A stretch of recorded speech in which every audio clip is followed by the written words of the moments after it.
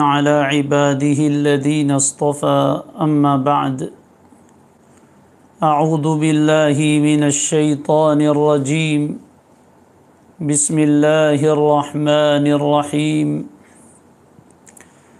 الله لا إله إلا هو الحي القيوم وقال الله تبارك وتعالى هو الحي لا إله إلا هو فادعوه مخلصين له الدين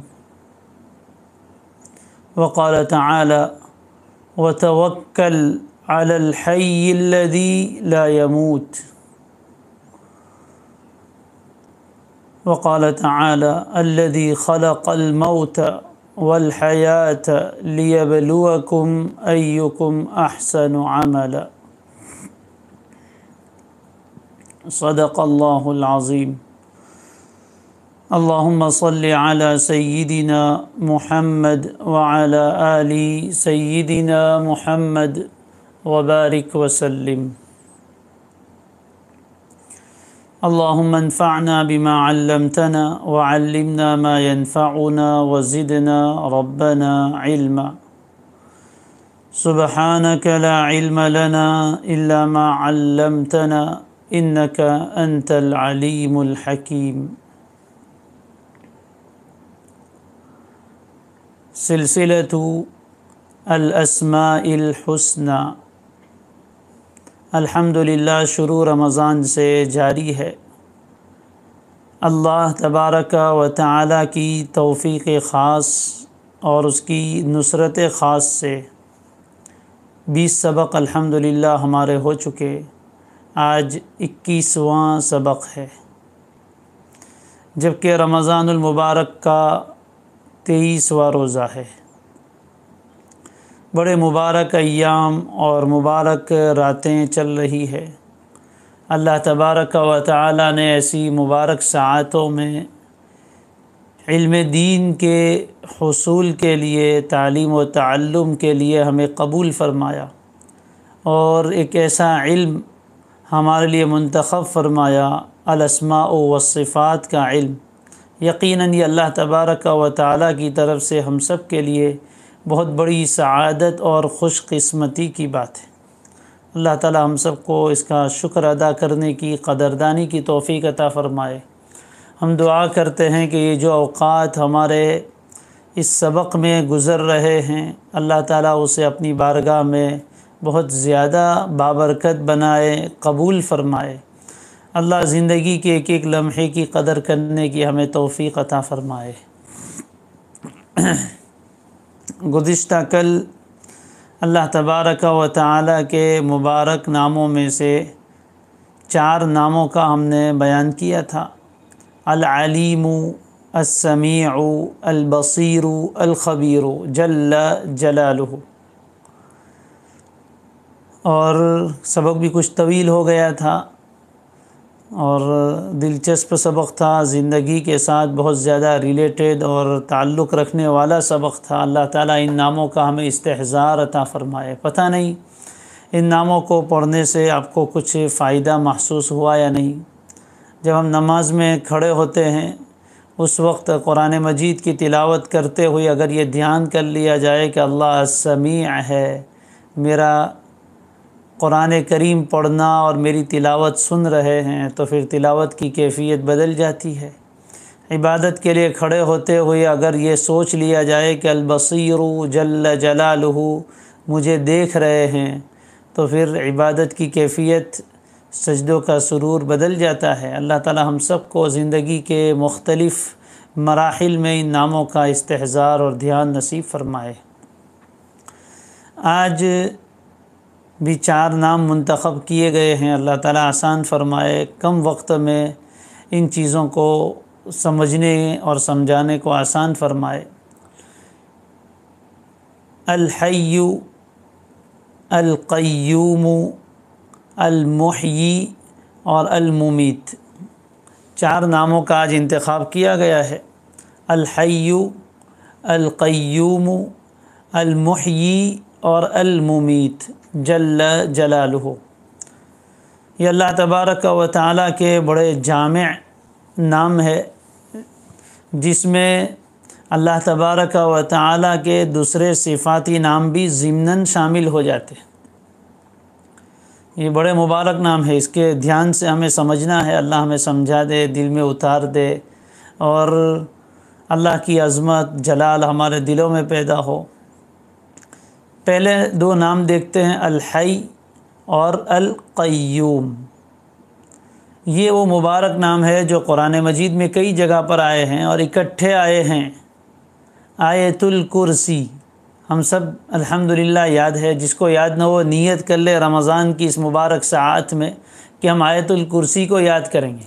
اعظم آیت فی القرآن، قرآن مجید کی سب سے عظیم ترین آیت، سب سے افضل ترین آیت۔ نبی اکرم صلی اللہ علیہ وآلہ وسلم نے حضرت ابی ابن کعب رضی اللہ تعالیٰ عنہ سے ایک مرتبہ سوال کیا، یا ابا المنذر، ان کی کنیت تھی، ای آیت اعظم معک فی القرآن، قرآن مجید کی کون سی آیت ایسی ہے جو تمہارے یہاں سب سے زیادہ عظمت والی اور وہ تمہیں یاد بھی ہو؟ تو پہلے تو ادباً انہوں نے عرض کیا، اللہ و رسولہ عالم، اللہ اور اس کے رسول زیادہ جانتے ہیں، خاموش رہے۔ ادب کا تقاضا یہی تھا۔ پھر دوبارہ آپ نے سوال کیا، جب وہ سمجھ گئے کہ اللہ کے رسول صلی اللہ علیہ وسلم مجھ سے پوچھنا چاہتے ہیں، تو پھر ارشاد فرمایا، جواب عنایت فرمایا، آیت الکرسی اللہ لا الہ الا هو الحی القیوم۔ آپ علیہ الصلاۃ والسلام اس جواب سے بڑے خوش ہوئے اور دعا دی، مبارکبادی دی، لیہنک العلم یا ابا المنذر، اے ابو المنذر، اے ابی ابن کعب، تمہیں علم مبارک ہو۔ وہ جواب کی تصدیق فرمائی اور اس پر خوشی کا اظہار فرمایا، تبریک کی، مبارکبادی دی، لیہنک العلم یا ابا المنذر۔ لہذا یہ آیت کریمہ جو قرآن مجید کی سب سے عظیم ترین آیت ہے، ہم میں سے ہر ایک کو یاد ہونی چاہیے، نمازوں کے بعد اس کا اہتمام ہونا چاہیے۔ اللہ توفیق دے، انشاءاللہ کبھی اس کا درس ہوگا۔ آیت الکرسی میں 10 جملے ہیں، توحید سے لبریز آیت ہے، ساتوں آسمان ساتوں زمین بلکہ عرش و کرسی سے بھاری برکم یہ آیت ہے، ہماری بہت بڑی ضرورت بھی ہے۔ بہرحال اس آیت میں اللہ تبارک و تعالی نے اپنے جو مبارک نام بیان فرمائے ہیں، ان میں سب سے پہلے الحی اور القیوم، ان دو ناموں کو بیان فرمایا۔ اللہ لا الہ الا ہو، یہ توحید ہے، دعویٰ ہے، اللہ لا الہ الا ہو، کائنات کا سب سے عظیم بول، سب سے بھاری کلام، سب سے وزنی کلام، سب سے طاقتور کلام۔ اور اس کے بعد کیا فرمایا؟ الحی القیوم، وہ لا الہ الا ہو کون ہے؟ جس کے سوا کوئی معبود نہیں، وہ کون ہے؟ الحی ہے، القیوم ہے۔ یہ دو اللہ کے مبارک نام۔ آل عمران کی دوسری آیت الف لام میم، اللہ لا الہ الا ہو الحی القیوم۔ اور سورہ طٰہٰ میں وَعَنَتِ الْوُجُوهُ لِلْحَيِّ الْقَيُّومِ، سارے چہرے یعنی چہرے والے تمام لوگ جھکے ہوئے ہیں الحی القیوم کے سامنے۔ یہ 3 جگہ تو قرآن مجید میں دونوں مبارک نام ایک ساتھ وارد ہوئے، اور اس کے علاوہ الگ الگ جگہ پر بھی الحی کا لفظ آیا ہے۔ لہذا اللہ تبارک و تعالیٰ کے یہ 2 بڑے مبارک نام ہیں، بلکہ بعض علماء تو فرماتے، بلکہ حدیث شریف میں ہے کہ اسم اعظم اس میں ہے۔ 2 آیتیں آپ نے بیان فرمائی، وَإِلَٰهُكُمْ إِلَٰهٌ وَاحِدٌ لَا إِلَٰهَ إِلَّا هُوَ الرَّحْمَٰنُ الرَّحِيمُ، اور اللہ لا الہ الا ہو الحی القیوم۔ فرمائے ان 2 آیتوں میں اللہ کا اسم اعظم ہے۔ اسم اعظم کی بحث ہم پیچھے کر کے آئے، یہ اللہ کا اسم اعظم ہے، اور اسم اعظم اس کو کہتے ہیں کہ جب اس سے دعا کی جاتی ہے تو وہ دعا ضرور قبول کی جاتی ہے۔ اس سے اندازہ لگائیے کہ کتنے مبارک نام ہیں یہ دونوں نام۔ علماء فرماتے، علامہ ابن القیم رحمہ اللہ نے یہ بات ذکر فرمائی ہے کہ جتنے اسماء حسنی ہیں ان تمام کو یہ 2 نام جامع ہیں، یعنی تمام اسماء حسنی کا خلاصہ، اس کا لب لباب الحی اور القیوم ہے۔ اس میں اللہ تعالیٰ کی 2 صفتیں بیان فرمائی گئی۔ لغوی معنی دیکھیں تو الحی یہ حیات سے بنا ہے، حیات کے معنی زندگی، الحی یہ فعیلون کے وزن پر صفت مشبہ کا صیغہ ہے۔ الحی صفت مشبہ کا صیغہ، ایک ہوتا ہے اسم فاعل اور ایک ہوتا ہے صفت مشبہ، جس میں کوئی صفت دوام کے طور پر پائی جائے اس کے لیے صفت مشبہ لایا جاتا ہے۔ بہرحال تو الحی یہ حیات سے بنا ہے۔ الحی کا ترجمہ عام طور پر ہوتا ہے زندہ، تو ہم بھی حی ہے، ہم بھی زندہ ہے، زندہ تو ہم سب ہے، لیکن اللہ عز و جل الحی ہے تو اس کا ترجمہ کیا کریں گے؟ ایک لفظ میں، ایک ترجمے میں اس لفظ کی جو حقیقت ہے اس کو بیان نہیں کیا جا سکتا۔ الحی چھوٹا سا کلمہ ہے، اس کی تشریح کے لیے کئی اردو میں اور دوسری زبانوں میں کئی الفاظ چاہیے۔ تو حی کا اصل معنی تو ہے زندہ، لیکن اللہ تعالیٰ کے حق میں یہ ترجمہ نہیں کریں گے۔ الحی جو ہمیشہ سے زندہ ہے اور ہمیشہ تک زندہ رہے گا، پہلا معنی ابھی پورا نہیں ہوا۔ پہلا معنی جو ہمیشہ سے زندہ ہے اور ہمیشہ تک زندہ رہے گا۔ نمبر 2، جس کی حیات ذاتی ہو، کسی کی دی ہوئی عطائی نہ ہو، جس کی حیات ذاتی ہو، کسی کی دی ہوئی اور عطائی نہ ہو۔ نمبر 3، جس کی حیات ہر اعتبار سے کامل و اکمل ہو، جس میں کوئی نقص، کوئی کمزوری، کوئی کمی نہ ہو، کوئی عیب نہ ہو، ایسی کامل حیات ہو۔ تو 3 چیزیں میں نے ذکر کی۔ نمبر 1، جس کی حیات ازلی اور ابدی ہو۔ ازل یعنی جس کی کوئی ابتدا نہیں، جس کی کوئی انتہا نہیں، ہمیشہ سے ہے اور ہمیشہ تک رہے گی۔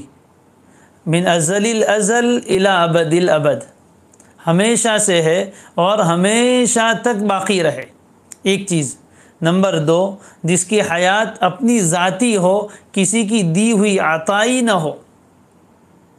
نمبر 3، جس کی حیات کامل و اکمل ہو، جس میں کوئی نقص، کوئی کمی، کوئی کمزوری، کوئی ضعف ہرگز نہ ہو اس کو۔ اور نمبر 4، الحی وہ ذات ہے جس سے تمام زندوں کو حیات ملتی ہے، جس سے تمام زندوں کو حیات ملتی ہے، ہر چیز کو حیات دینے والا الحی ہے۔ تو 4 باتیں ہو گئی، ان چاروں باتوں کی تشریح ہے۔ پہلی چیز، الحی وہ ذات جس کی حیات ازل سے ہو اور ابد تک۔ دنیا میں جتنی زندہ چیزیں آپ کو نظر آتی ہیں، ہر چیز میں حیات ہے، انسان میں بھی حیات ہے، جنات میں بھی حیات ہے، فرشتوں میں بھی حیات ہے، اور اگر آپ آگے بڑھیں تو دوسرے حیوانات جتنے ہیں، چرند پرند درند، ان میں بھی حیات ہے۔ اس سے آگے جائیے آپ، نباتات جتنی ہیں، یعنی جتنی چیزیں زمین سے اگنے والی ہیں ان میں بھی حیات ہے، وہ بھی زندہ ہے۔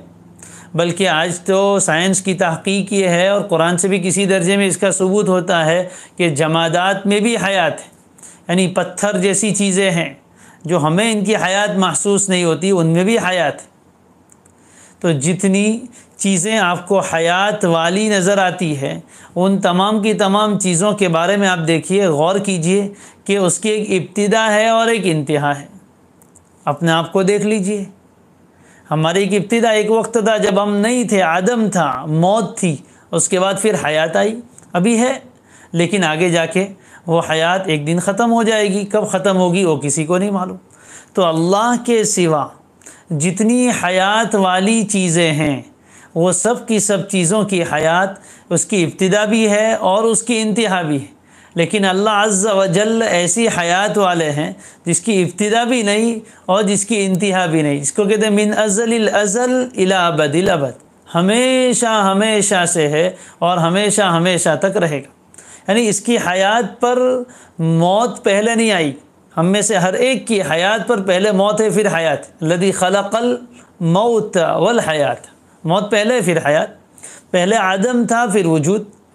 لیکن اللہ عز و جل کا وجود ایسا ہے کہ جس کے اوپر عدم نہیں تھا، اس کی حیات ایسی ہے جس پر موت نہیں تھی، اور اللہ کے سوا جتنی حیات والی چیزیں ہیں ان کی حیات کے بعد پھر موت و ہلاکت آئے گی، لیکن اللہ عز و جل ایسی حیات والے ہیں جس کی حیات کو کبھی فنا نہیں، کبھی ختم نہیں، وہ کبھی موت اس کو آ نہیں سکتی۔ تو پہلی چیز اس سے اندازہ لگائیے، تو یہ فرق ہے اللہ کی حیات میں اور ہماری حیات۔ نمبر 2، اللہ عز و جل کی حیات ذاتی ہے، اور باقی جتنی حیات والی چیزیں ہیں ان کی حیات کسی کی دی ہوئی اور عطائی ہے۔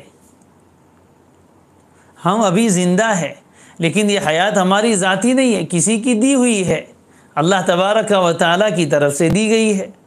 جب تک وہاں سے حیات کا حکم ہے وہاں تک حیات رہے گی، پھر ختم ہو جائے گی۔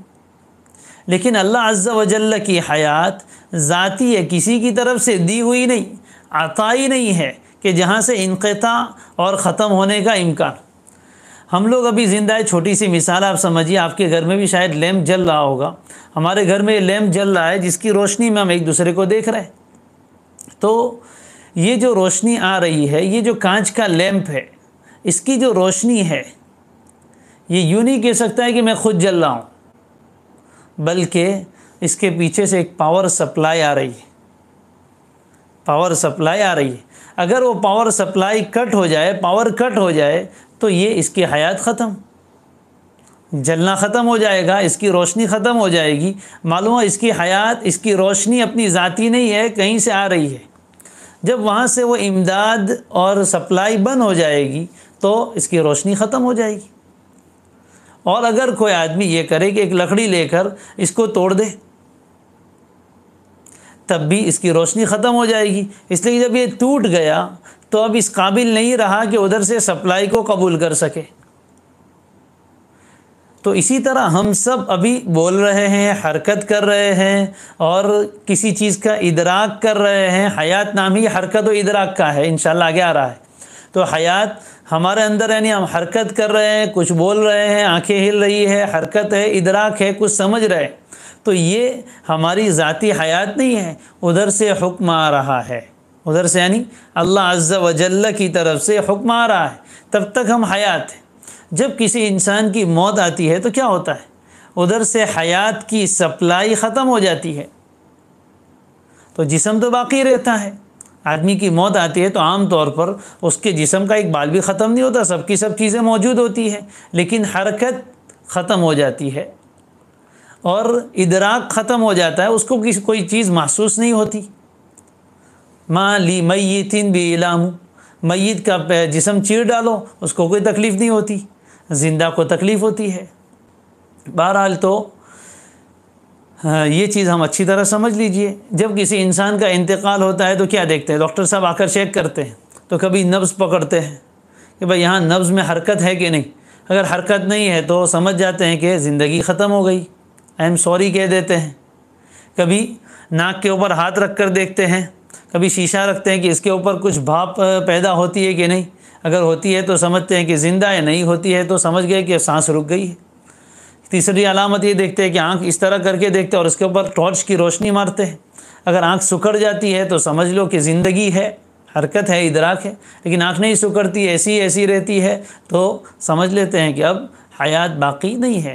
تو ڈاکٹر صاحب پہلے آنکھوں میں دیکھتے ہیں، پھر ناک کے پاس ہاتھ رکھ کے دیکھتے ہیں، پھر نبض پکڑتے ہیں، گلے پر ہاتھ رکھتے ہیں، رگ پر یہاں ہاتھ رکھتے ہیں، چیک کرتے ہیں، دل پر دھڑکن سنتے ہیں کہ ہے کہ نہیں، تو حرکت ختم ہو گئی، تو اب کیا کہتے ہیں؟ یہ انسان مر گیا، حالانکہ پورا وجود باقی ہے، لیکن اب اس کے لیے حکم کیا ہوگا؟ میت کا حکم ہو گیا کہ اب اس کی حیات ختم ہو گئی۔ تو یہ حیات ہماری وقتی ہے، کہیں سے آ رہی ہے سپلائی، جب تک وہ ہے وہاں تک ہے، جب ادھر سے سپلائی اور امداد ختم ہو جائے گی تو حیات بھی ختم ہو جائے گی۔ اس کے مقابلے میں اللہ عز و جل کی حیات اپنی ذاتی کہیں سے آتی نہیں ہے کہ کوئی اس کو روک لے گا، کوئی اس کو ختم کر لے گا، ایسا نہیں ہو سکتا۔ هو الحی الذی لا یموت، وہ ایسا حی ہے جس کو کبھی موت نہیں۔ والجن والانس یموتون، اس کے سوا جتنی مخلوقات ہے، جنات ہو، انسان ہو، سب کے سب ایک دن موت میں جائیں گے۔ تو یہ دوسری چیز ہوئی۔ تیسری چیز، اللہ تبارک و تعالیٰ کی حیات ہر اعتبار سے، نقصان سے، عیب سے، کمی سے، ضعف و کمزوری سے پاک ہے۔ ہم سب حیات والے ہیں لیکن ہماری حیات ناقص ہو جاتی ہے۔ تھوڑی دیر انسان کام کرتا ہے، چند گھنٹے، اس کے بعد جھونکے آنے لگتے ہیں، ایک رات جاگ لیتا ہے تو فجر تو جیسے ویسے پڑتا ہے، اس کے بعد نیند آنے لگتی ہے، اونگ آنے لگتی ہے، اگر نیند کا موقع نہ ہو تو آدمی جھونکے مار لیتا ہے، ہو سکتا ہے سبق میں بہت سے لوگ جھونکے مار رہے ہو۔ تو یہ نیند، النوم اخت الموت، نیند موت کی مشابہ، موت کی بہن ہے، اس لیے عربی میں کہا جاتا ہے النوم موت قلیل والموت نوم طویل، نیند یہ تھوڑی سی موت ہے اور موت لمبی نیند ہے۔ تو یہ حیات میں کمی کرنے والی چیزیں کیا ہیں؟ نیند اور اونگ، غفلت، یہ حیات کو کم کر دیتے۔ اللہ تبارک و تعالی لا تأخذہ سینۃ ولا نوم، نہ اس کو اونگ آ کر پکڑ لیتی ہے اور نہ نیند۔ اونگ کہتے ہیں نیند کے مقدمات کو، یعنی نیند سے پہلے کی جو کیفیت ہے، سر بھاری بھاری ہوتا ہے، آنکھیں بھاری ہو جاتی ہے، جھونکے آنے لگتے ہیں، سر جھکنے لگتا ہے، یہ ثقل ہے، بھاری پنا، اس کو کہتے ہیں سینہ۔ تو اللہ تعالیٰ کو نیند کے پہلے کی جو کیفیت ہے اونگ، وہ بھی نہیں آتی، اور نیند یعنی جو عام طور پر سو جاتا ہے اس سے بھی وہ پاک ہے، اس کی حیات ہر طرح کی منغصات سے، ہر طرح کی کمزوری لانے والی چیزوں سے، ہر طرح کے نقص اور کمی سے بالکل پاک ہے، اس کی حیات علی وجہ الاتم، علی وجہ الاکمل۔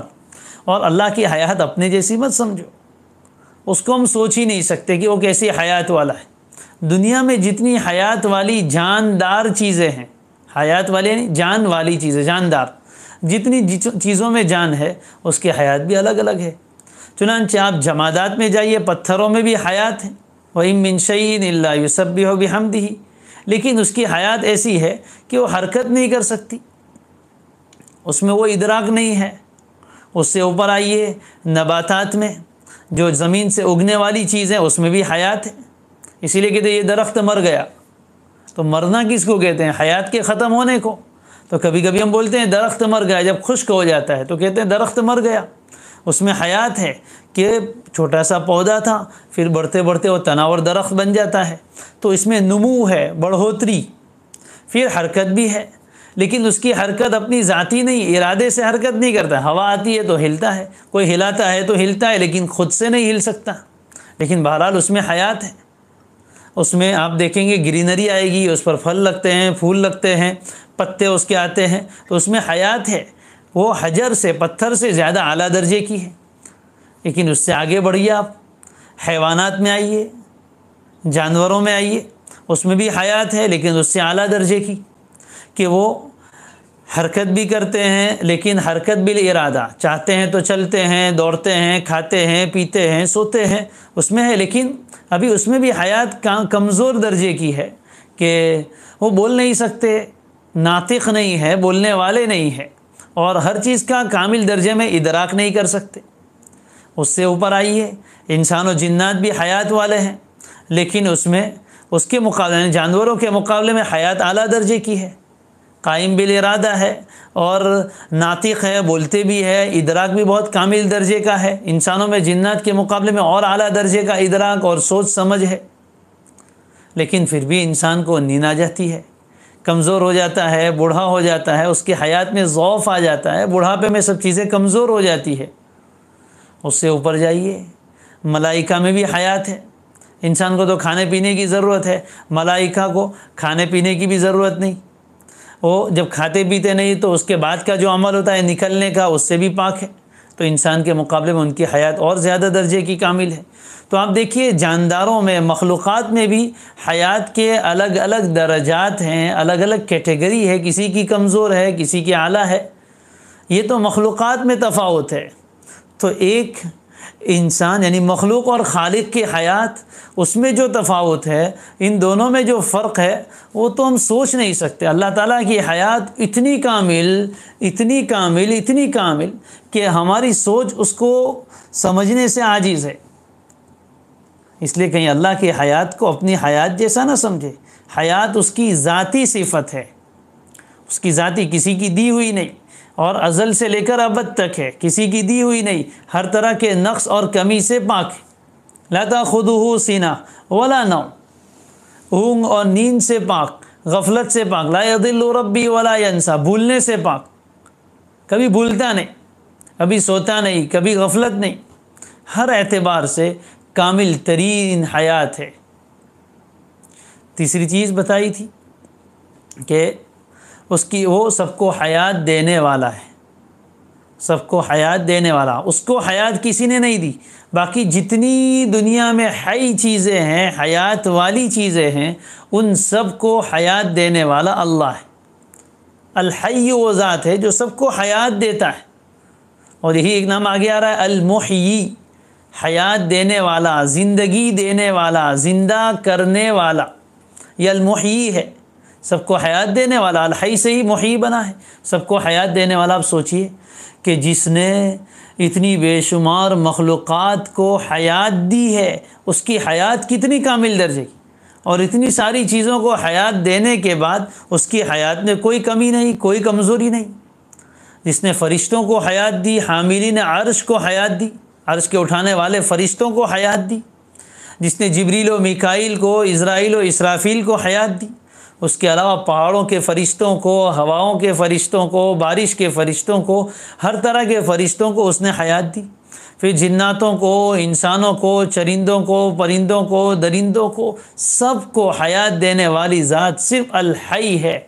اس سے اندازہ لگائیے کہ اس کی حیات کتنی کامل و اکمل ہے۔ بہرحال تو الحی اللہ کی ذاتی صفت ہے، حیات اس کی ذات میں داخل ہے، کسی کی دی ہوئی نہیں ہے، کبھی اس سے الگ نہیں ہو سکتی۔ وہ سب کو حیات دینے والا، اس کی حیات ازل سے ہے، ابد تک رہے گی، اس کی حیات ہر اعتبار سے کامل و اکمل ہے، اس میں کوئی ضعف کمی نہیں آ سکتی۔ اور المحیی ہے، سب کو حیات دینے والا، سب کو زندہ کرنے والا بھی ہے اور زندہ رکھنے والا بھی، زندہ کر کے پھر زندہ باقی رکھنے والا بھی ہے۔ یہ اللہ کی ذات ہے الحی۔ اس سے معرفت حاصل کیجیے کیسی کیسی چیزوں کو حیات دی۔ اور پھر ایک تو انسان کی پوری حیات ہے، لیکن پھر ہر عضو میں الگ حیات ہے۔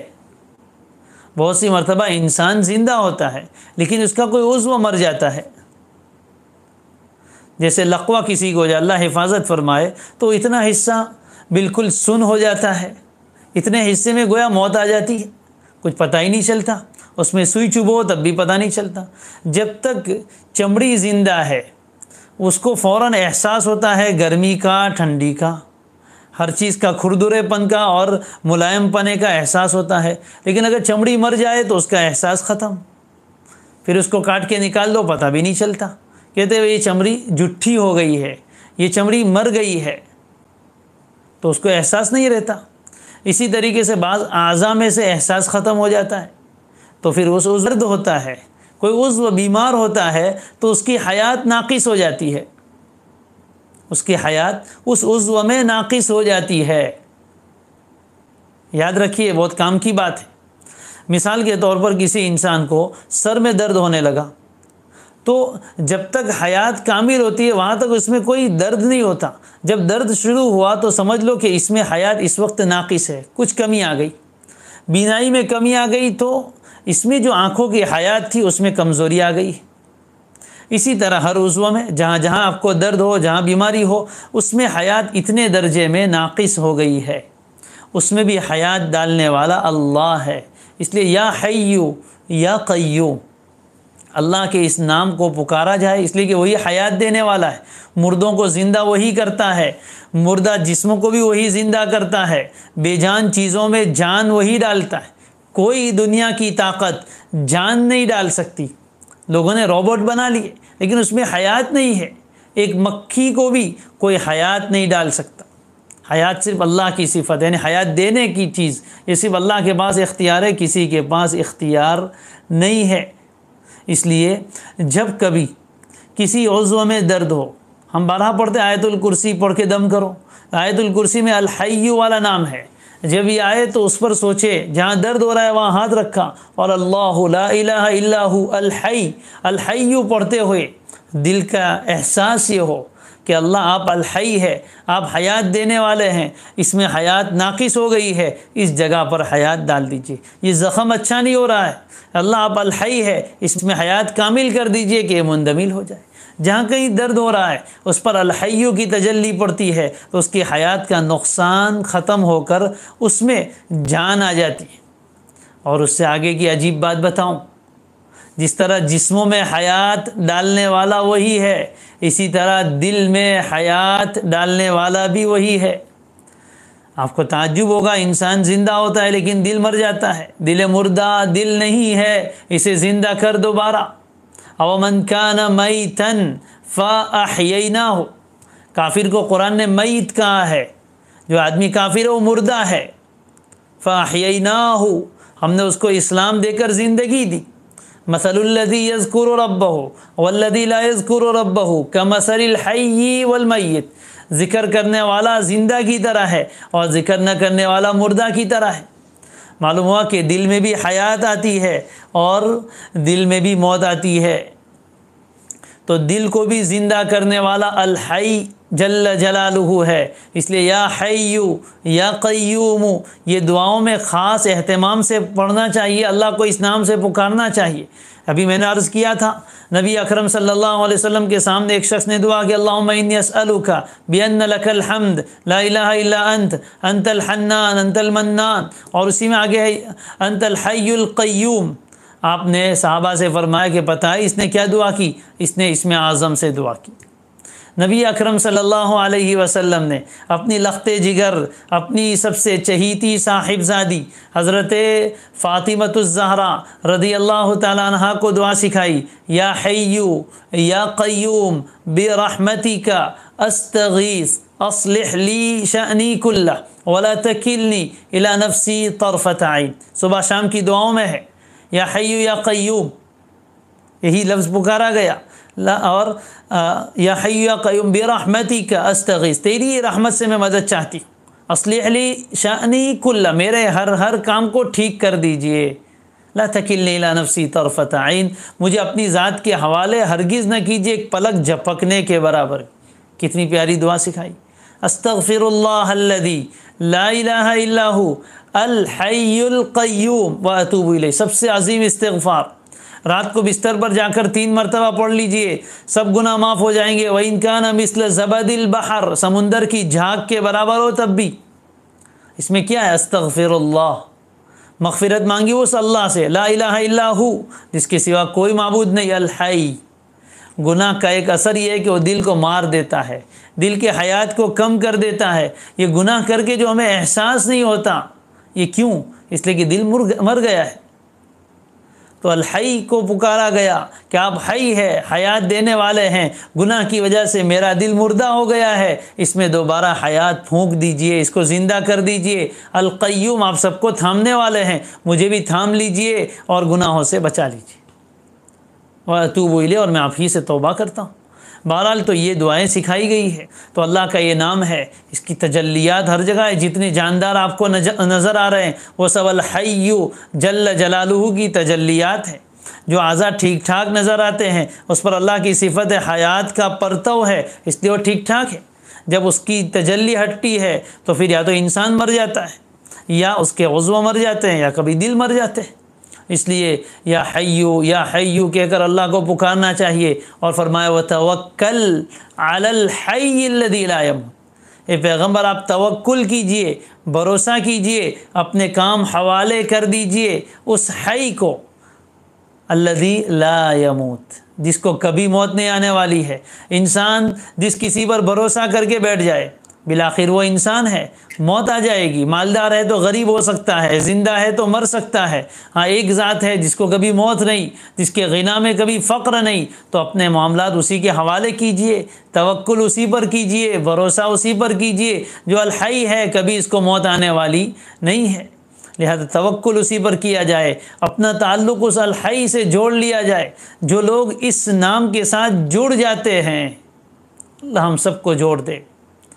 جو لوگ اس نام کے ساتھ جڑ کر اپنے دل کو زندہ کر لیتے ہیں، الحی کی تجلیات کو اپنے اندر اتار لیتے ہیں، وہ امر ہو جاتے ہیں، وہ ہمیشہ کے لیے زندہ ہو جاتے ہیں۔ ان کی حیات کامل ہوگی جنت میں بھی، وہ جنت میں اللہ عز و جل کی زیارت کریں گے، اس کا دیدار کریں گے، اور خالدین فیہا ابدا کا مژدہ سنیں گے، ہمیشہ ہمیشہ جنت میں رہیں گے۔ اس کے مقابلے میں جو کافر ہے، جو اپنے دل کو مار ڈالتے ہیں، جن کے دل مردہ ہوتے ہیں، ان کے بارے میں فرمایا الذی لا یموت فیہا ولا یحیا، جہنم میں جلیں گے، لیکن کیسا؟ لا یموت فیہا ولا یحیا، ان کی زندگی زندگی نہیں اور موت موت نہیں، زندگی اور موت کے درمیان کی کیفیت میں رہیں گے، اس جینے کو جینا نہیں کہہ سکتے اور اس کو مرنا بھی نہیں کہہ سکتے۔ لا یقضی علیہم فیموت، موت بھی نہیں آئے گی اور زندگی کہنے کو زندگی بھی نہیں ہوگی۔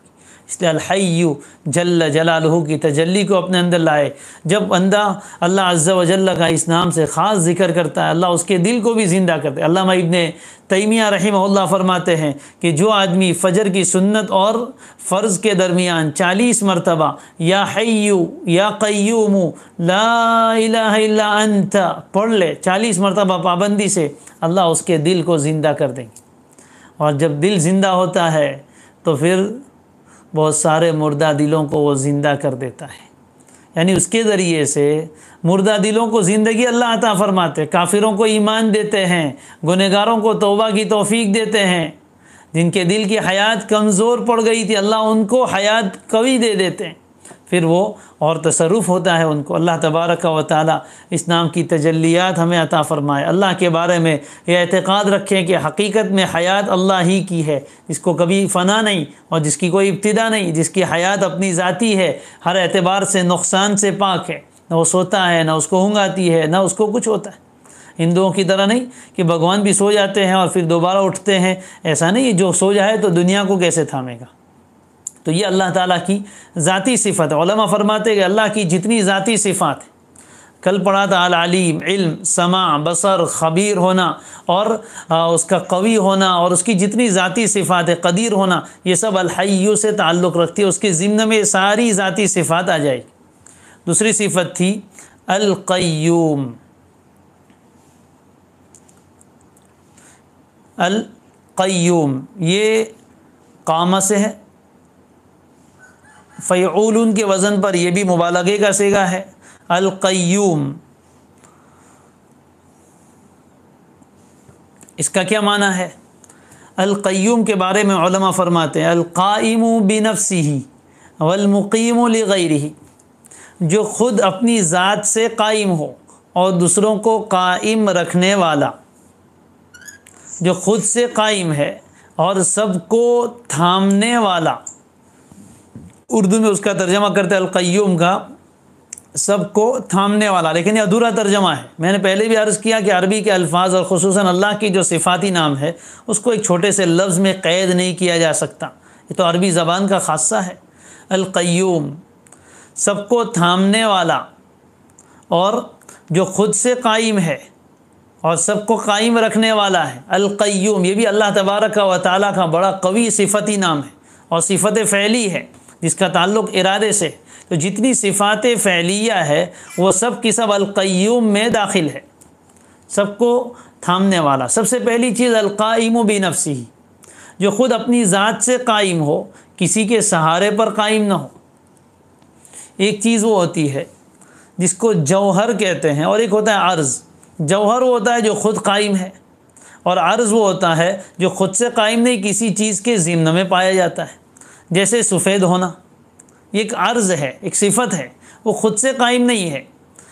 آپ اگر سفیدی کو خارج میں دکھانا چاہے باہر تو نہیں دکھا سکتے کہ سفیدی ہے، دکھائیں گے تو یہ کپڑا سفید ہے، یہ کپڑا سفید ہے، یہ فون سفید ہے، یہ فلاں چیز سفید ہے، یہ دیوار سفید ہے۔ اس دیوار میں، کپڑے میں، قلم میں، فون میں آپ سفیدی کو دکھا سکتے ہیں، لیکن ان سب چیزوں سے الگ کر کے سفیدی کو دکھانا چاہے تو نہیں دکھا سکتے۔ تو یہ کہہ سکتے ہیں کہ سفیدی ایسی چیز ہے جو دوسرے کے ذریعے سے ہی قائم ہوتی ہے، خود سے قائم نہیں، اس کا اپنا ذاتی کوئی وجود نہیں ہے، کسی نہ کسی چیز کے ساتھ ہی پائی جائے گی۔ اور ایک چیز ہوتی ہے جو اپنی ذات سے قائم ہوتی ہے، جو اپنی ذات سے قائم ہوتی ہے، جیسے انسان ابھی خود کھڑا ہے بظاہر، تو ایک چیز ہوتی ہے القائم بنفسہ اور ایک ہوتی ہے القائم بغیرہ، دوسرے کے ذریعے سے قائم ہونے والی، دوسرے کے ساتھ قائم ہونے والی، اور ایک چیز ہوتی ہے القائم بنفسہ۔ اللہ عز و جل کی ذات ہی وہ ہے جو خود اپنی ذات سے قائم ہے، اس لیے اس کو کہتے ہیں خدا، خود سے آنے والا اور خود سے قائم ہے۔ اللہ کے علاوہ جتنی مخلوقات ہے اس میں کوئی بھی قائم بنفسہ ہی نہیں ہے، سب کے سب اللہ کے سہارے پر کھڑے ہیں۔ اگر کوئی انسان کھڑا ہے وہ کہتا ہے میں تو خود کھڑا ہوں، لیکن اس کو یہ کھڑے ہونے کی طاقت کس نے دی؟ اس کے پیر میں طاقت کس نے دی؟ اللہ کی طرف سے آئی ہے۔ سانس جو قائم ابھی کھڑا ہے تو وہ اللہ کی طرف سے آنے والی آکسیجن کے اوپر وہ قائم ہے، تو آکسیجن کا محتاج ہے، آکسیجن اللہ نے بنائی۔ اسی طرح باڈی کے بیلنس کے لیے ایک کے اوپر ایک جو ہڈیاں ہیں اس کا وہ محتاج ہے۔ تو بہرحال جتنی چیزیں ہیں اللہ کے علاوہ وہ سب کی سب قائم بغیر ہی ہے۔ اللہ کی ذات وہ ہے جو خود اپنی ذات سے قائم ہے، وہ اپنی ذات کے بقا میں، اس کے وجود میں اور اس کے بقا میں کسی کا محتاج نہیں۔ اور اللہ کے علاوہ جتنی چیزیں ہیں وہ سب کے سب اپنے وجود میں بھی اللہ کی محتاج، اپنے باقی رہنے میں بھی اللہ کی محتاج۔ تو اللہ اکیلا قائم بنفسی ہے، خود سے قائم ہے، اور المقیم لغیری، سب کو قائم رکھنے والا، سب کو تھامنے والا، سب پر کنٹرول کرنے والا۔ کائنات کی کوئی چیز اس کی قیومیت سے، اس کے کنٹرول سے باہر نہیں۔ ان اللہ یمسک السماوات، آسمان کو اسی نے تھاما ہے کہ اس کو نیچے گرنے نہیں دیتا، والارض، زمین کو اسی نے تھاما ہے۔ کائنات کے ایک ایک پہاڑوں کو، سمندروں کو، سمندر کی جو موجیں اس میں کتنی طاقت ہے، کون ہے جو اس کو اس کی حد میں روکتا ہے؟ وہی اللہ ہے جس نے سمندر کو اپنی حد میں روک کر رکھا ہے کہ وہ پانی کو زمین پر نہیں آنے دیتا۔ اگر وہ بے قابو ہو جائے، کبھی سونامی آتا ہے تو دنیا تماشا دیکھتی ہے، وہ بے قابو ہو جائے تو کیا ہو جاتا ہے؟ بارش کے اوپر کنٹرول اسی کا، اگر حد سے زیادہ ہو جائے تو لوگ پریشان۔ زمین کے اوپر کنٹرول اسی کا، پہاڑوں پر کنٹرول اسی کا، ہر چیز کو، سورج پر کنٹرول اسی کا، اس کو بھی اس نے تھاما ہے، اس کے ٹیمپریچر کو مینٹین کرتا ہے۔ اگر 1 سیلسیس اس کا ٹیمپریچر بڑھ جائے، زمین جل کے خاکستر ہو جائے۔ کون ہے جو سورج کو تھامتا ہے؟ کون اس کو وقت پر نکالتا ہے؟ کون وقت پر اس کو غروب کر دیتا ہے؟ کون چاند کی روشنی لاتا ہے اور کون اس کو اندھیرے میں چھپا دیتا ہے؟ کون ستاروں کو چمکاتا ہے اور کون اس کو پھر اندھیرے میں غائب کر دیتا، روشنی میں غائب کر دیتا ہے؟ کون دن لاتا ہے، کون رات لاتا ہے؟ سب کو تھامنے والا، پوری دنیا پر کنٹرول اسی کا، ایک ایک انسان پر کنٹرول اسی کا، سب کو تھامنے والا ہے۔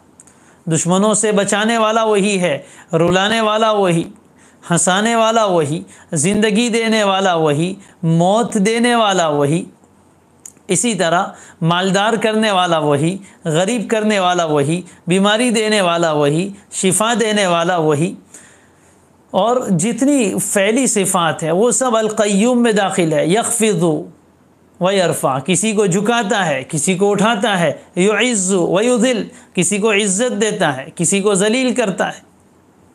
یہ سب اللہ کی صفات ہے۔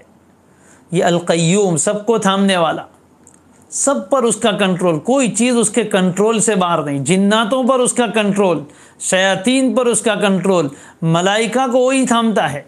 اگر یہ جناتوں کو کنٹرول نہ کرے، شیاطین پر قابو نہ کرے تو یہ تو ہمیں کھا جائے، لیکن اللہ ہے جو ان کو تھامنے والا ہے۔ اسی لیے القیوم جب انسان پڑھتا ہے تو ساری چیزوں سے اس کا رشتہ ٹوٹ جاتا ہے کہ سب چیزیں اس کے قبضے قدرت میں ہے، سب چیزیں اس کے اندر کنٹرول ہے۔ میں کیوں کسی سے ڈروں؟ کسی جنات سے میں کیوں ڈروں؟ کسی شیطان سے میں کیوں ڈروں؟ کسی حاکم سے میں کیوں ڈروں؟ اس لیے کہ وہ بھی تو اللہ کے اختیار میں، اللہ کے کنٹرول میں ہے۔ جب وہ چاہے گا تو کچھ کر سکے گا۔ ما هم بضارین بہ من احد الا باذن اللہ، اس کے ارادے کے بغیر کوئی کسی کو نقصان نہیں پہنچا سکتا، اس کے ارادے کے بغیر کوئی کسی کو نفع نہیں پہنچا سکتا۔ یہ القیوم ہے، سب کو تھامنے والا۔ انسان بیمار ہونے لگے، اللہ کے اس نام کو پکارے، یا قیوم، اللہ میں بیمار ہو رہا ہوں، میری صحت گر رہی ہے، تو مجھے تھام لے۔ میں غریب ہو رہا ہوں، میرا مال گر رہا ہے، اللہ تو مجھے تھام لے، امیر غنا عطا فرما۔ میں صحیح راستے سے گر رہا ہوں، ہدایت سے ہٹ رہا ہوں، یا قیوم، مجھے ہدایت کے راستے پر تھام لے، گرنے سے مجھے بچا لے۔ گرتوں کو تھامنے والا وہی ہے، گرتوں کو تھامنے والا وہی ہے۔ انسان مایوسی میں جاتا ہے، نا امیدی میں جاتا ہے، یا قیوم، اللہ مایوسی میں گرنے سے روک لے، تھام لے، مجھے امیدیں عطا فرما۔ یہ اللہ کی ذات ہے جو سب کو کنٹرول کرتی ہے، سب کو تھامتی ہے، انسان کے جسم کو پورا صحیح طور پر کام کرنے دیتی ہے۔ باقی انسان کا جو سسٹم ہے بڑا پیچیدہ ہے، ایک چیز اگر آگے پیچھے ہو جائے ڈاکٹر پریشان ہو جاتے، انسان خود تو ہوتا ہی ہے، ڈاکٹر پریشان ہو جاتے کہ کیا کریں، ایک چیز ذرا سی اوپر نیچے ہو جائے۔ یہ کون ہے دماغ پر کنٹرول رکھتا ہے، آنکھوں پر کنٹرول ہے، ہاضمے پر اس کا کنٹرول ہے، کڈنی پر اس کا کنٹرول ہے، ہارٹ اور دل پر اس کا کنٹرول ہے، سب چیز آکسیجن کے لیول پر اس کا کنٹرول ہے، القیوم ہے۔ یہ دنیا سائنس پڑھنے والے جانتے ہیں کہ دنیا میں جتنی گیس ہے، آکسیجن ہے، ہائیڈروجن ہے، نائٹروجن ہے، یہ الگ الگ طرح کی گیس دنیا میں اللہ نے بنائی ہے، اس کا بھی ایک لیول ہے۔ اگر اس میں سے 1% بلکہ 1% کا 100واں حصہ بھی آگے پیچھے ہو جائے، پوری کائنات کا نظام درہم برہم ہو جائے۔ یوں کہتے ہیں کہ آکسیجن شاید 21% ہوتا ہے، اگر اس سے تھوڑا سا بڑھ جائے دنیا میں آگ لگ جائے۔ کون ہے جو اس کو تھامتا ہے، اس کے لیول کو بڑھنے نہیں دیتا؟ پانی کا ایک لیول ہے، کون اس کے لیول کو مینٹین کرتا ہے؟ ہر چیز کو اس نے تھاما ہوا ہے۔ ایک چیز اگر اپنے لیول سے آگے نکل جائے تو سارا نظام درہم برہم ہو جائے، تباہی مچ جائے۔ اللہ القیوم ہے، وہ پوری کائنات کو تھامے۔ جب انسان اس میں غور کرتا ہے کیسے اس نے کنٹرول کیا ہے، پوری کائنات کو ایک وقت میں تھام کر رکھتا ہے۔ للشمس ينبغي لها ان تدرك القمر ولا الليل سابق النهار، سورج کی مجال نہیں ہے کہ وہ چاند کو پکڑ لے۔ ان تدرك القمر ولا الليل سابق النهار، رات کی مجال نہیں ہے کہ دن سے پہلے آ جائے، وقت سے ایک لمحہ پہلے آگے پیچھے نہیں ہو سکتے۔ یہ اللہ عز و جل کی صفت قیومیت ہے جو سب کو تھامتا ہے، طاقتوروں کو تھام لیتا ہے، کمزوروں پر غالب نہیں آنے دیتا، جانوروں کو تھام لیتا ہے، انسانوں پر انہیں غالب نہیں آنے دیتا۔ جنگل کے درندے اگر دنیا میں آ جائے، آبادی میں آ جائے تو انسان کا کیا حال؟ ہر چیز پر اس کی قیومیت کارگر ہے۔ انسان اس کو سوچے کہ کیسا اس نے مجھے تھاما ہوا ہے۔ کتنی مرتبہ موقع تھا میں گرتا تھا لیکن اس نے مجھے بچا دیا۔ دور بیٹھا کوئی تو دعائیں دیتا ہے، میں ڈوبتا ہوں سمندر اچھال دیتا ہے۔ یہ کیا اللہ کا نظام ہے؟ کتنی مرتبہ ایسے موقع آتے ہیں انسان مرنے جا رہا ہوتا ہے لیکن کوئی اس کو روک لیتا ہے، کون تھامتا ہے؟ کتنی مرتبہ ایسا ہوتا ہے انسان گناہ کی طرف چل پڑتا ہے، کوئی اچانک اس کو تھام لیتا ہے۔ یہ کون ہے؟ القیوم ہے، جو سب کو کنٹرول کرتا ہے، سب کو تھامتا ہے۔ وہی ذات ہے جو ہمیں قائم رکھے گی، وہی ہے جو ہمارے کام بناتا ہے۔ القیوم، اس میں اللہ کی ساری فعلی صفات آ گئی۔ یہ دو بڑے طاقتور نام ہے، تمام اسماء حسنہ کا مرجع ہے، سب اسماء حسنہ اسی کی طرف لوٹتے ہیں، انتہائی جامع ترین نام ہے۔ اس لیے آیت الکرسی میں اللہ تعالیٰ نے اس کو جگہ عطا فرمائی، اور جب سارے اختیارات اس کے پاس، ذاتی کمالات اس کے پاس، فعلی کمالات اس کے پاس، تو پھر اس کے علاوہ کی عبادت کیوں کی جائے؟ اس کے سوا کون معبود ہو سکتا ہے؟ وہ اکیلا اپنی ذاتی حیات رکھتا ہے اور کوئی نہیں ہے۔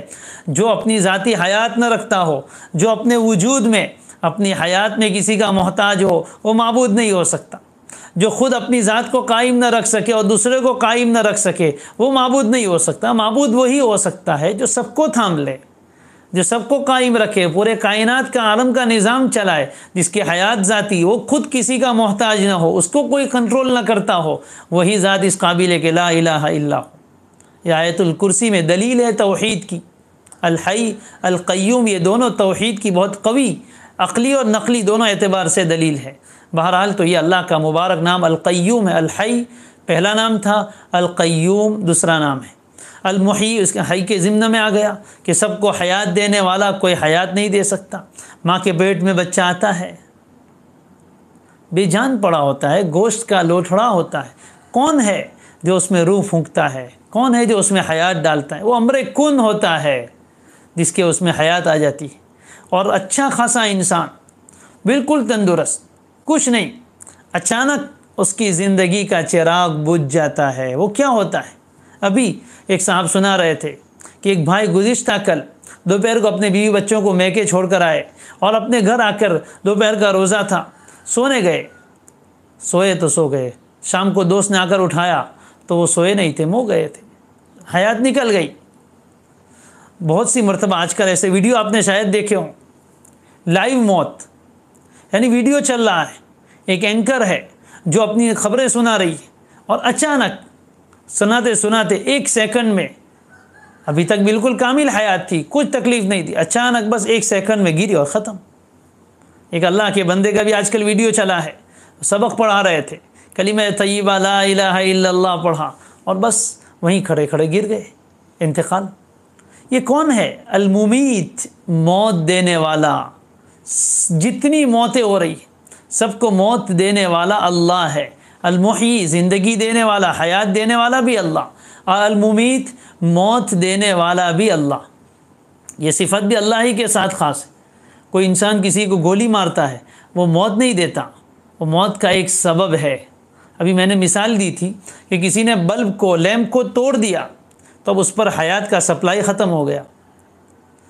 تو کبھی تو انسان کو طبعی موت آتی ہے، وہ ایسا ہے جیسے جی بی سے پاور کٹ ہو گیا، یعنی اللہ کی طرف سے حیات کی سپلائی بند ہو گئی تو موت آ گئی۔ اور جو مقتول ہوتا ہے، جس کو کوئی مار ڈالتا ہے، تو اس کا یہ ہوتا ہے کہ اس کا جو جسم ہے اس کو توڑ دیا گیا، اب وہ حیات کو قبول کرنے کے قابل نہیں رہا، اس لیے حیات کی سپلائی وہاں آنا بند ہو گئی۔ تو موت نام ہے عدم الحیات کا، اللہ کی طرف سے حیات آنا بند ہو جائے تو موت۔ کوئی انسان کسی کو موت نہیں دے سکتا، وہ موت کا ذریعہ اور سبب بن سکتا ہے۔ تو حیات بھی اللہ کے ہاتھ میں ہے، ممات بھی اللہ کے ہاتھ میں ہے۔ اللہ کے سوا کوئی زندگی نہیں دے سکتا، اللہ کے سوا کوئی موت نہیں دے سکتا۔ اللہ موت دینے پر آئے تو کوئی بچا نہیں سکتا، اللہ زندگی دینے پر آئے تو کوئی مار نہیں سکتا۔ بے شمار واقعات ہیں، کتابوں میں بہت سے واقعات لکھے ہیں، وقت نہیں ہے، کتابوں میں بے شمار واقعات ہے کہ بالکل کہتے ہیں کہ موت کے منہ سے واپس آ گیا، مرتے مرتے بچ گیا، اور کبھی بچتے بچتے مر جاتا ہے۔ اللہ تبارک و تعالیٰ کی طرف سے جب فیصلہ ہوتا ہے موت کا تو کوئی بچا نہیں سکتا۔ حضرت خالد ابن ولید رضی اللہ تعالیٰ عنہ پوری زندگی میدان جنگ میں، فرماتے تھے جسم میں ایک بالشت بھر بھی جگہ ایسی نہیں ہے جہاں تلوار کا یا نیزے کا یا تیر کا زخم نہ ہو، پورا جسم زخموں سے چور تھا، لیکن موت آ رہی تھی گھر میں بستر پر، موت آ رہی تھی گھر میں بستر پر، افسوس کر رہے تھے کہ اونٹ کی طرح میں آج گھر میں مر رہا ہوں۔ لیکن ہمارے استاد فرمایا کرتے تھے، خالد تو خامخواہی تمنا کرتے تھے، اللہ کے نبی نے لقب دے دیا تھا سیف من سیوف اللہ، اللہ کی تلوار، بھلا اللہ کی تلوار بھی کبھی ٹوٹ سکتی ہے۔ بہرحال تو اس طرح کبھی انسان بالکل موت کے اسباب کے بیچ میں گرا ہوتا ہے، لیکن موت نہیں آتی۔ ابن العربی کا مشہور جملہ ہے، الموت ينقذنا من الموت، موت ہی ہمیں موت سے بچاتی، یعنی جو حقیقی موت ہے اس کا وقت طے ہے، جب تک وہ وقت نہیں آئے گا وہاں تک یہ خود موت ہماری محافظ ہوگی باقی سارے موت کے اسباب سے۔ الموت ينقذنا من الموت، موت ہی ہمیں موت سے بچاتی، اور جب حقیقی موت کا وقت آ جاتا ہے تو بلا سبب کے بھی انسان مر جاتا ہے۔ تو بہرحال المحیی اللہ ہے، الممیت اللہ ہے، حیات بھی وہی دیتا ہے، جسموں کو بھی حیات دیتا ہے، روح کو بھی حیات دیتا ہے، جسموں کو بھی موت دیتا ہے اور روح کو بھی مار دیتا ہے، اسباب ہر چیز کے بنائے ہیں، لیکن المحیی الممیت اللہ ہے، الحی القیوم اللہ ہے۔ یہ ان ناموں کی معرفت حاصل کیجئے، اور جب اس سے ان ناموں پر ایمان لائیے کہ اللہ کے سوا کوئی حیات و موت کا مالک نہیں، موت و زیست اسی کے اختیار میں ہے، جب وہ چاہتا ہے تو حیات آتی ہے، جب چاہتا ہے تو حیات ختم ہو جاتی۔ باقی حیات کی حقیقت آج تک کسی کو معلوم نہیں ہو سکی، آثار سے، قرائن سے، علامات سے ہم جانتے ہیں کہ زندہ ہے۔ ابھی میں نے مثال دی تھی، آنکھوں کو دیکھا کہ حرکت کر رہی ہے کہ نہیں، سانس چل رہی ہے کہ نہیں، رگ چل رہی ہے کہ نہیں، کھانا پینا چل رہا ہے کہ نہیں، اس سے پتہ چلتا ہے کہ حیات ہے۔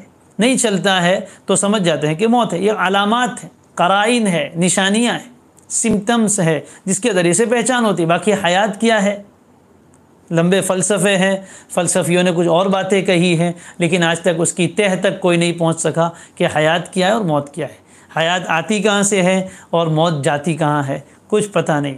بس جسم کے ساتھ ایک کنیکشن جڑ جاتا ہے تو حیات ہو جاتی ہے، وہ کنیکشن کٹ جاتا ہے تو موت آ جاتی ہے۔ یہ سارے اختیارات اللہ کے ہیں، پوری کائنات پر موت کو طاری کرے گا اور وہ خود موت سے پاک ہے۔ پوری کائنات کو حیات دیتا ہے، اس کو حیات کوئی نہیں دے سکتا، سب کی حیات اسی کی دی ہوئی ہے۔ جسموں میں بھی حیات وہی دیتا ہے، روح میں بھی حیات وہی دیتا ہے، پورے جسم پر بھی حیات اسی کی ہے، ہر عضو میں بھی حیات اسی کی ہے، اسی نام کی برکت سے ملتی ہے۔ ان ناموں کو سمجھ لیا تو اب انشاءاللہ دعا کرنا بھی آسان ہے کہ کون سے موقع پر اللہ کے ان ناموں کو پکارا جائے۔ اپنی دعاؤں میں یا حیو یا قیوم یا حیو یا قیوم کہہ کر ضرور پکارنا چاہیے۔ ذاتی کمالات کمالات الحی میں ہے، تمام صفاتی اور فعلی کمالات القیوم میں ہے۔ جب ان دو ناموں سے انسان اللہ کو پکارتا ہے تو گویا اللہ کے تمام ناموں سے اللہ کو پکار لیتا ہے۔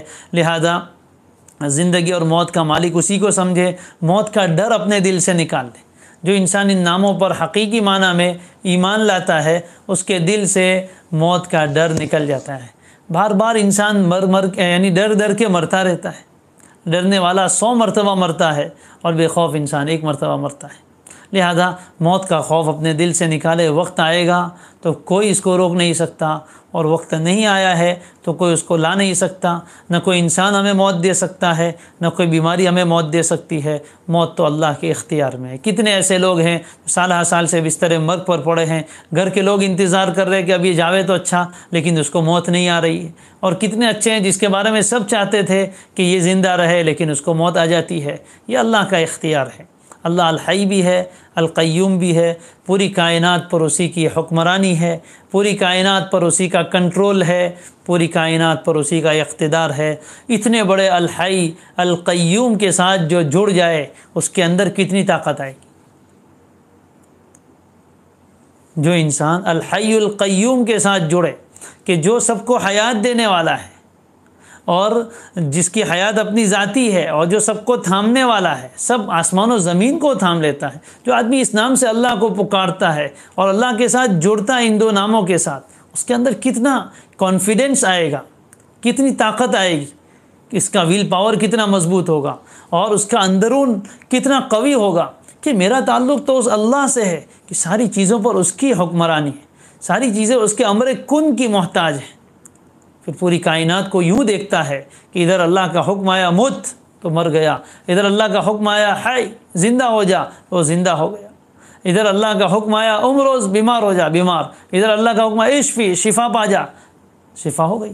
ہر چیز پر اللہ کی حکمرانی اس کو نظر آتی ہے۔ پھر انسان مخلوقات سے بیزار ہو جاتا ہے اور اللہ کے ساتھ جڑ جاتا ہے۔ یہ اللہ کے مبارک نام ہے، آیت الکرسی میں بھی آیا ہے اور دوسری آیت میں بھی آیا ہے۔ ان دونوں ناموں کو بلکہ چاروں ناموں کو تھام لینا چاہیے، اس کے ذریعے سے اللہ سے دعا کرنی چاہیے، اپنا تعلق اللہ کے ساتھ مضبوط کرنا چاہیے، اپنے دل میں حیات لانی چاہیے۔ یا حیو کا ورد کر کے اے مردوں کو زندہ کرنے والے میرے مردہ دل کو زندہ فرما۔